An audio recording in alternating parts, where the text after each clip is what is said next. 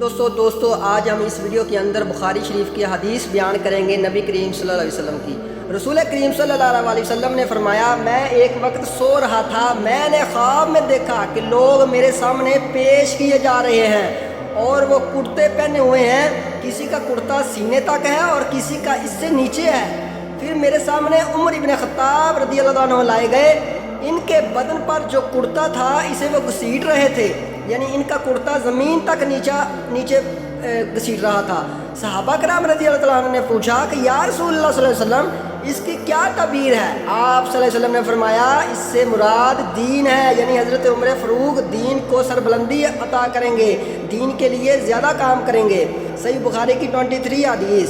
ایک دفعہ رسول کریم صلی اللہ علیہ وسلم نے ایک انصاری شخص کے پاس سے گزرے اس حال میں کہ وہ اپنے ایک بھائی سے کہہ رہے تھے، تم اتنی شرم کیوں کرتے ہو؟ آپ صلی اللہ علیہ وسلم نے اس انصاری سے فرمایا کہ اس کو اس کے حال پر رہنے دو، کیونکہ حیا بھی ایمان ہی کا ایک حصہ ہے۔ صحیح بخاری 24۔ حضرت صلی اللہ علیہ وسلم نے فرمایا، مجھے دوزخ دکھائی گئی تو اس میں زیادہ تر عورتیں تھیں جو کفر کرتی ہیں۔ کہا کیا حضور، کیا وہ اللہ کے ساتھ کفر کرتی ہیں؟ آپ صلی اللہ علیہ وسلم نے فرمایا کہ خاوند کی ناشکری کرتی ہیں اور احسان کی ناشکری کرتی ہیں۔ اگر تم عمر پر ان میں سے کسی کے ساتھ احسان کرتے رہو، پھر تمہاری طرف سے کبھی کوئی ان کے خیال میں ناگواری کی بات ہو جائے تو فوراً کہہ اٹھیں گی کہ میں نے کبھی بھی تجھ سے کوئی بلائی نہیں دیکھی۔ صحیح بخاری کی 29 حدیث۔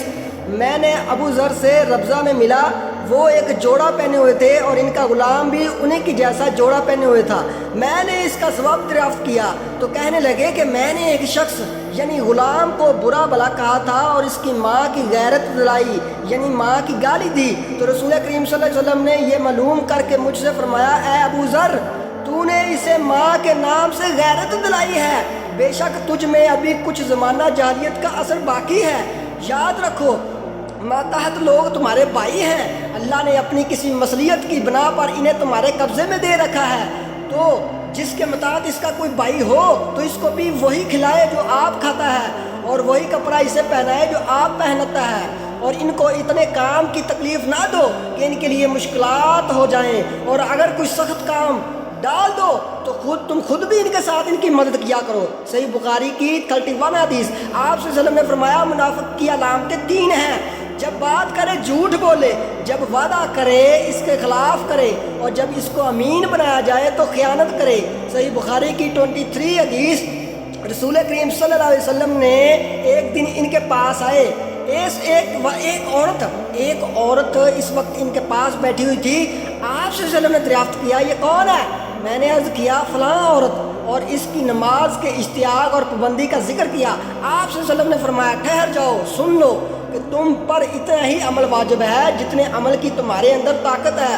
خدا کی قسم، ثواب دینے سے اللہ نہیں اکتاتا، مگر تم عمل کرتے کرتے اکتا جاؤ گے، اور اللہ کا جو دین ہے وہی عمل زیادہ پسند ہے جس کی ہمیشہ پابندی کی جا سکے اور انسان بغیر اکتائے اسے انجام دے۔